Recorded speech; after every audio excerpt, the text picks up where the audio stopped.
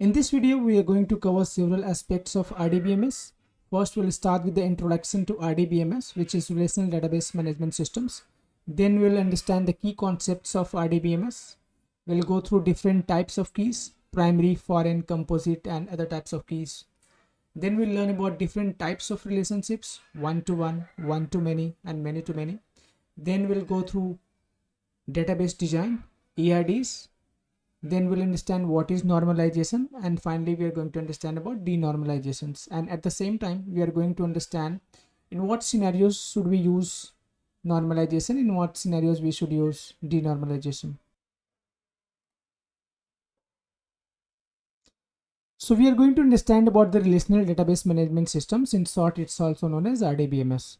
Let's take a look at the formal definition. So it's a database management system based on relational model as introduced by AF Cod. So in simpler terms, an RDBMS is a powerful software system that's allow you to store, organize, manage data in a structured way. And that's based on relationship between different pieces of information. And if you want to know more about the history of database and SQL, I suggest you to take a look at my previous video, which is on introduction to database. It will help you understand how SQL and database evolved with time. So coming back to RDBMS, today RDBMS is the backbone of most of the business applications, from local business to tech giants like Google, Amazon, Facebook. It's used in various industries. We can see there are several offerings from different vendors. Let's say IBM offers DB2. We have MySQL. We have SQL Server from Microsoft, and then we have Oracle, Snowflake, and Teradata, right? So it's used in various industry and provided by different vendors as well. It's used in various industries. For example, e-commerce. In e-commerce, it's used for managing product catalogs, customer information, and orders. In banking, it's used for handling account information and transactions. In healthcare, it's used for storing patient records and managing appointments. In education, it's used for managing student information, course schedules, and grades. In social media, we use it for storing user profiles, connections, and contents. So now let's deep dive into the key concepts related to RDBMS. So RDBMS organizes data into tables. In simpler terms, a table is like a spreadsheet with rows and columns. Let's take a look at how Netflix or other companies use tables. Let's say we want to create a table for the contents released on Netflix. The content table may have various columns like content ID, title, release year, genre. Each row in this table represents a unique movie or TV show in their vast library.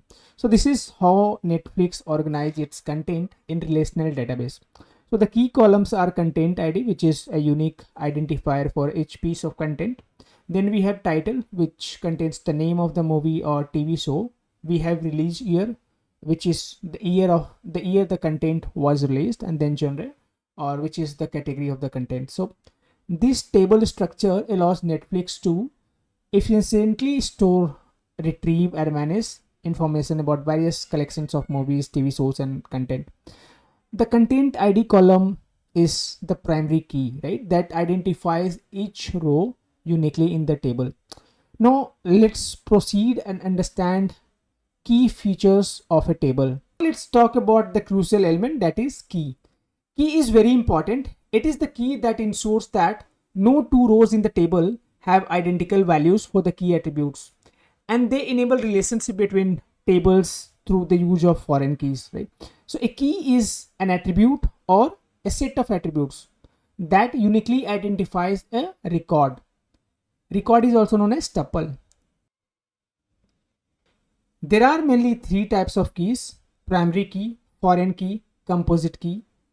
Though we have other types of key as well, we are going to focus on the most important ones first. So the first we are going to discuss about the primary key. A primary key is a column or a set of columns in a table that uniquely identifies each row in that table. So in this example, we have orders table. Order ID is the primary key, and it ensures that each order is distinct, right? The second one is foreign key. a foreign key is a column or the combination of columns which is used to establish a link between the data in two tables, right?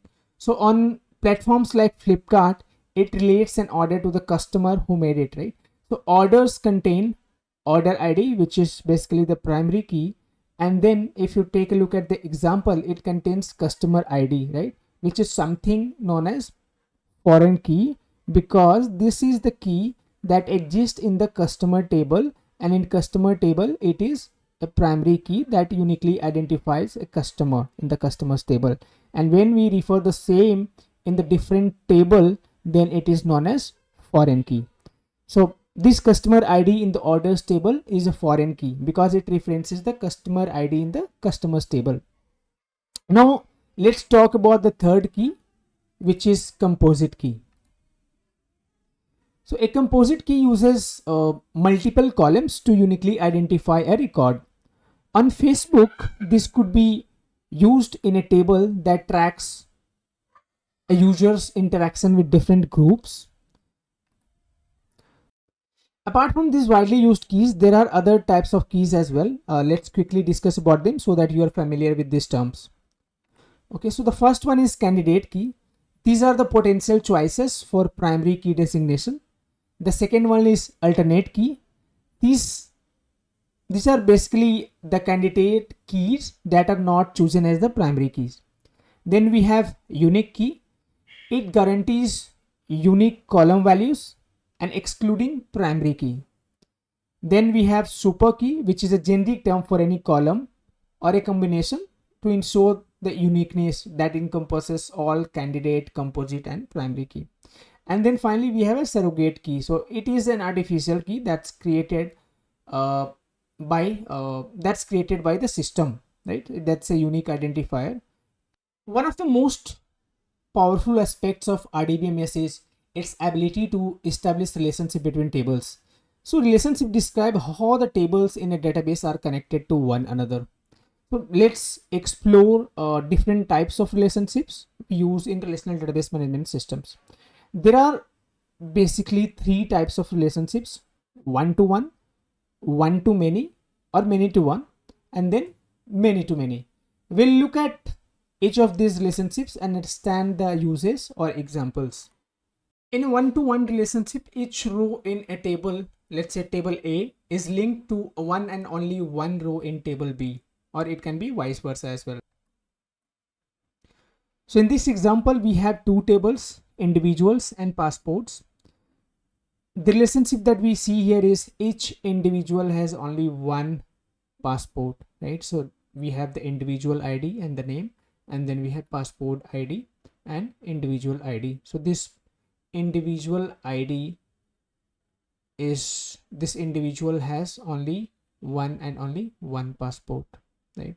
Then let's take a look at the next relationship, which is one-to-many. In one-to-many relationship, a single row in table A can be associated with multiple rows in table B. This is what we should understand by one-to-many relationship. In this example, we see that there are two tables, customers and orders. So each customers can make multiple orders. If you take a look at this example, we see that the second one, this is order ID, right? So order ID 5001 and 5002, both the orders were placed by the same customer, right? Which is having the customer ID as 101 and 101 again.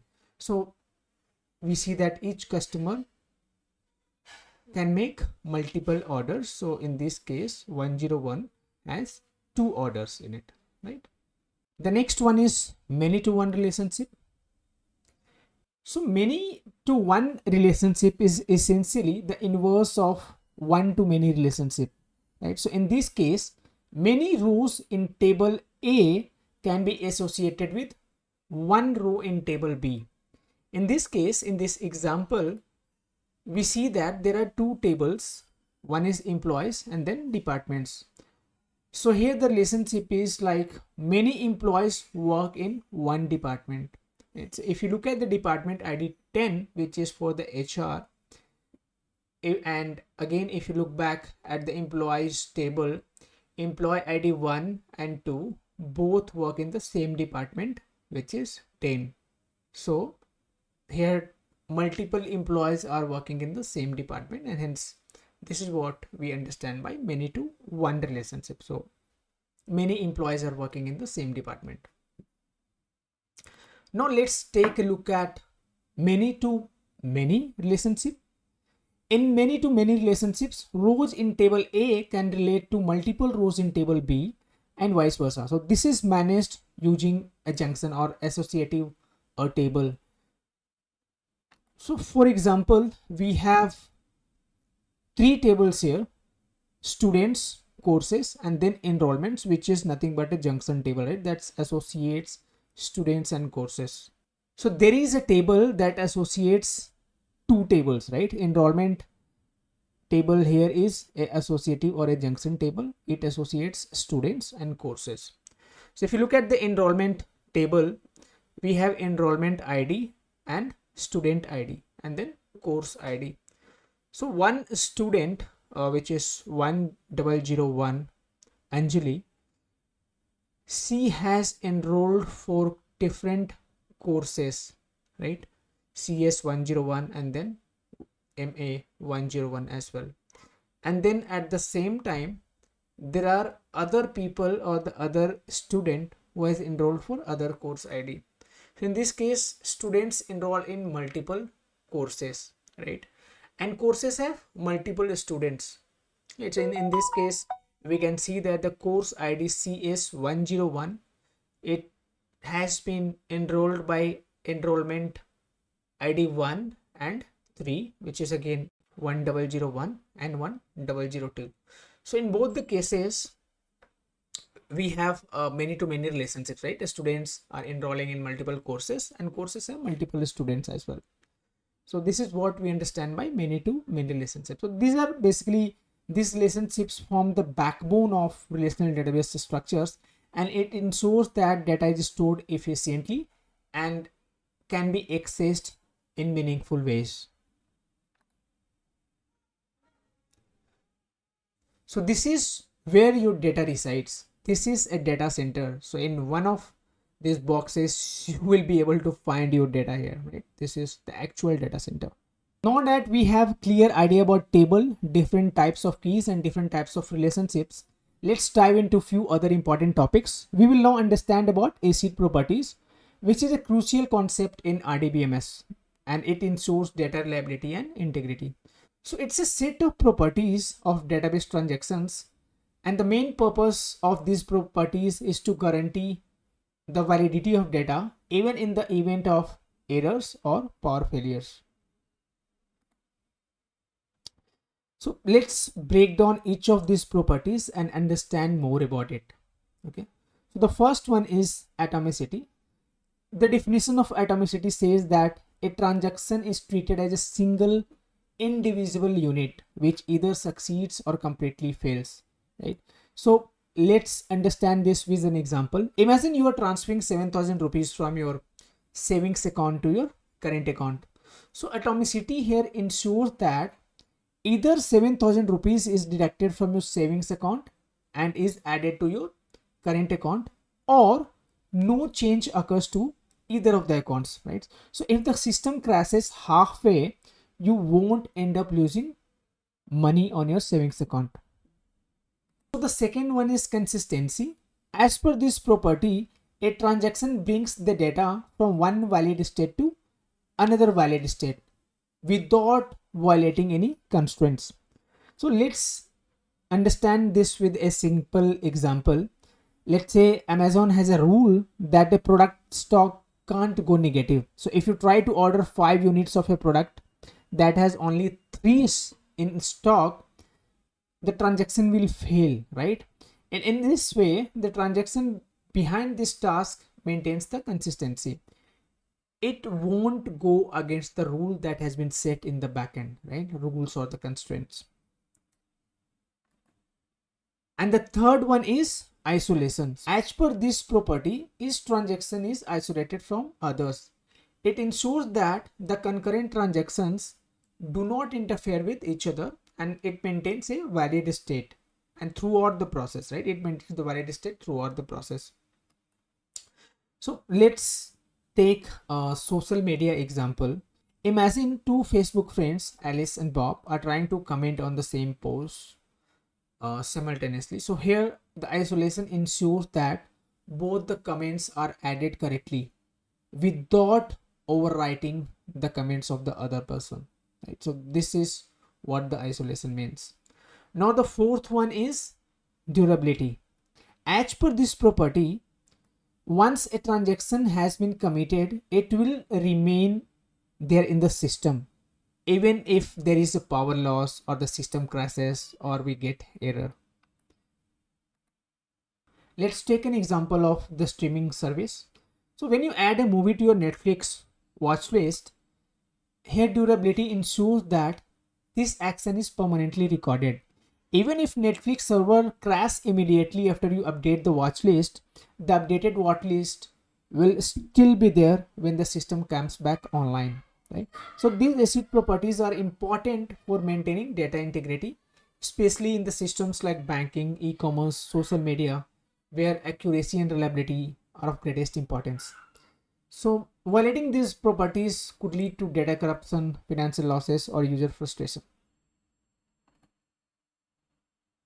Now we will dive into the basics of database design, which is very crucial for creating an efficient or a scalable database. Right? So designing database is like creating a blueprint of your data. Right? Just like an architect will not start building a house without any plan, you should not start building a database without thinking about its design. Right? So a good database design helps you with many things like organizing data efficiently, avoiding data redundancy, ensuring data integrity, making sure that your database is easier to maintain and update. Over the next few minutes, we will cover three key aspects of database design. So the first one is entity relationship diagram, the second one is normalization, and the third one is denormalization. Entity relationship diagrams are visual tools, right? It helps us plan and document the structure of a database. It is basically a graphical representation of entities and the relationship between them. So let's understand this with an example. Here we have an example of ERD, which is entity relationship diagram.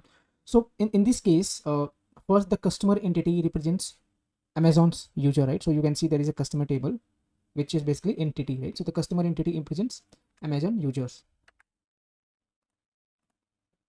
So when a customer makes a purchase, it gets recorded in the order entity. We can see there is a table of order, right? So the customer places an order and each order can contain multiple items, right? That's represented by the order item entity.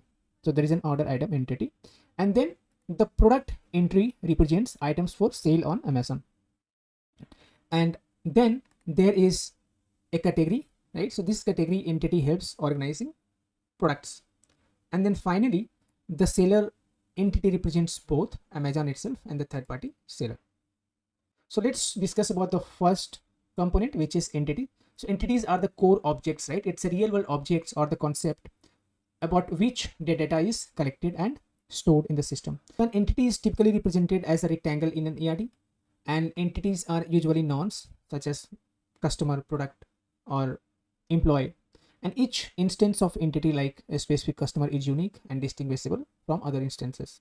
Let's say in our example, here customer represents individuals who make purchases and order represents individual purchases made by customers.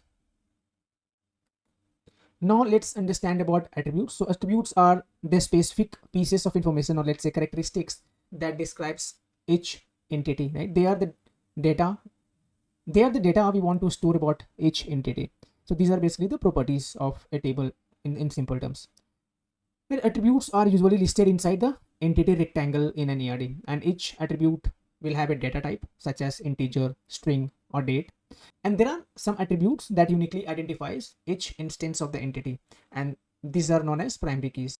So in our customer entity, we have three attributes: the customer ID, which is a primary key, and it uniquely identifies each customer. Then we have name, that is customer's name; email ID, which is the customer's email ID; date of birth, that's basically the customer's date of birth. And in order entity, we have order ID, which is a primary key, and the main purpose of primary key is to uniquely identify the record. The second one is customer ID, which is a foreign key, and it links the order to a specific customer. And then we have order date and total amount. So now let's discuss about the third component, which is relationship. Relationship shows how entities are connected or associated with each other, right? They represent the logical connections between different entities in the systems. So in relationships are represented by lines. It connects two entities, right? And often there are symbols that describe the nature of relationships. So the most common types of relationships are one to one, one to many, many to many. In our example, the line between the customer and the order represents a one to many relationships, right? There are the symbols that you can see, and then the text places, it indicates that one customer can place many orders. So this is further enforced by the customer ID foreign key in the order entity. Now let's talk about cardinality, which is a property of relationship. So it describes the numerical nature, right? The numerical nature of relationship between two entities. In different words, we can say that it specifies how many instances of one entity can be associated with a single instance of related entity.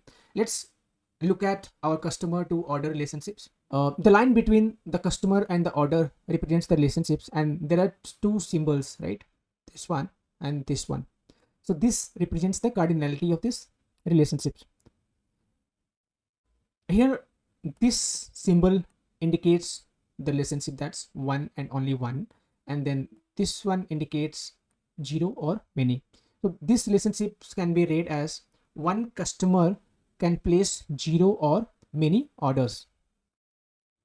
Now let's understand why it's important to understand about cardinality, right, as part of relationships. So it informs us about how do we structure the database tables, and it also helps in determining where to place the foreign keys, right? So we can see that there are primary keys and the foreign keys. It also guides decisions on indexing and query optimization.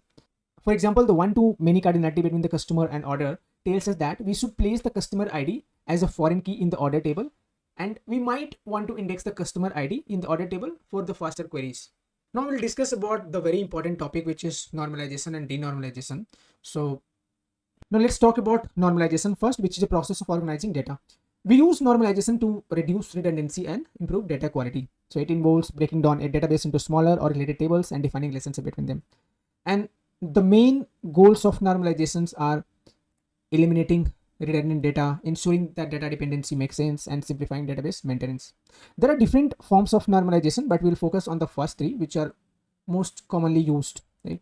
So the first one is 1NF, the first normal form, where each table should contain a single value and each record needs to be unique. And the second one is 2NF, which is second normal form, where the table must be in 1NF first, and then all non-key attributes should depend on the entire primary key.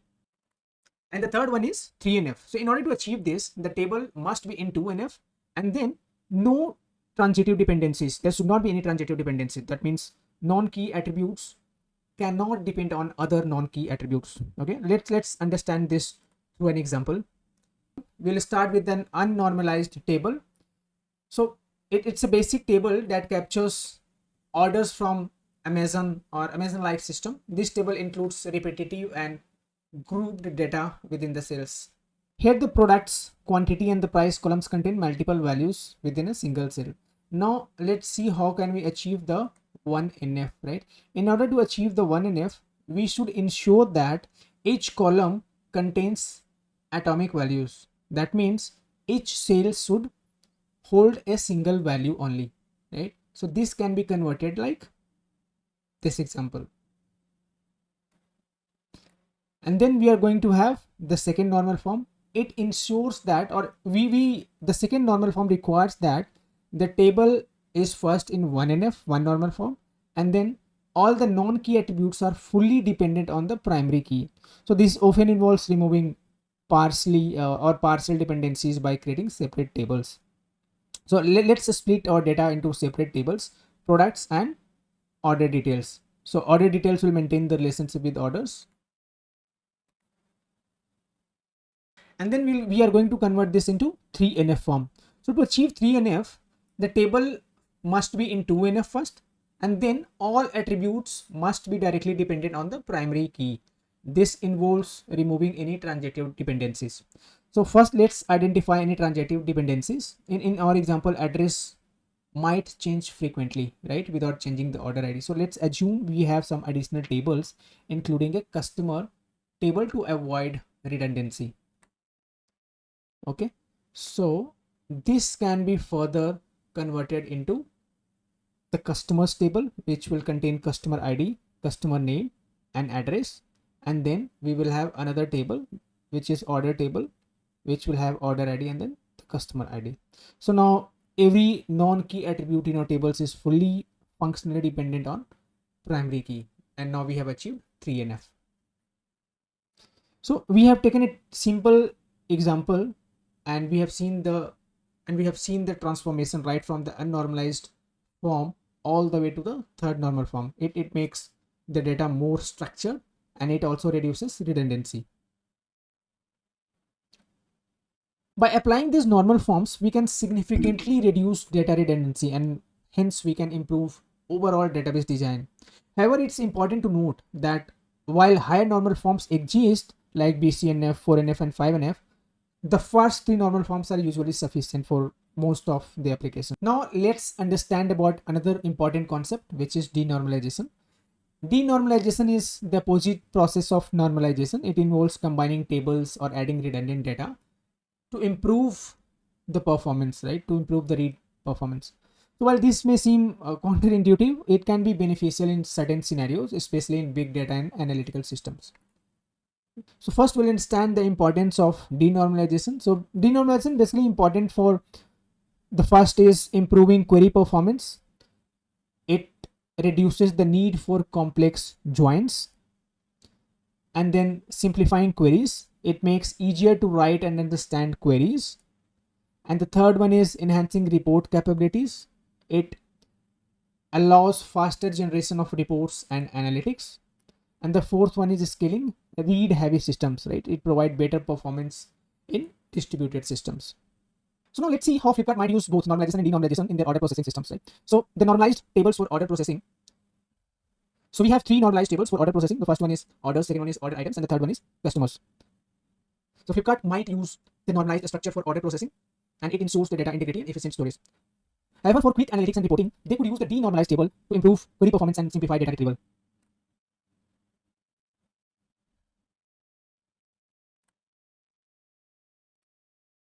So now we'll understand when we should use normalization and in what scenarios we should use denormalization. So normalization is basically used when data integrity is essential, the system has frequent write operations, storage space is a concern, or the application requires complex relationship between entities. So these are some of the requirements where we will use normalization. Now let's take a look at when we should use denormalization. Right? So we'll use denormalization when the read performance is critical, the system is read heavy, or you need to simplify complex queries, and you are working with big data or distributed systems. And then if you are using real-time analytics, right, then we will use this denormalization. So this covers the key aspects of database design. So a good database design is like a solid foundation for your house, right? It might take more time upfront, but it saves you countless headaches down the road. Always start with a well-thought design and don't be afraid to revise it, right? As you learn more about your data and how it is used. In my decades of experience in software industry, I found the most successful databases are the ones where the design process was given the attention it deserves. It's not just about creating the tables and the columns. It's about understanding the relationship between your data and anticipating how it will be used and making strategic decisions about normalizations and denormalizations. I would suggest this: leverage the power of normalization, but don't be afraid to selectively denormalize the tables when the performance demands it or when there is a requirement to denormalize it. And another important thing to consider is you should always keep the end user in mind. A well-designed database should not only maintain data integrity, think about the customer experience, and you should focus towards creating a user-friendly application. In our next video, we'll put these relational database management systems concepts and database design principles into practice with some hands-on SQL exercises. Thank you for watching. If you found this video helpful and want to keep learning about data and AI, don't forget to subscribe to our channel. Click the subscribe button below and make sure to hit the bell icon to get notified every time we post a new content. We love to hear your thoughts, so feel free to leave a comment. See you next time.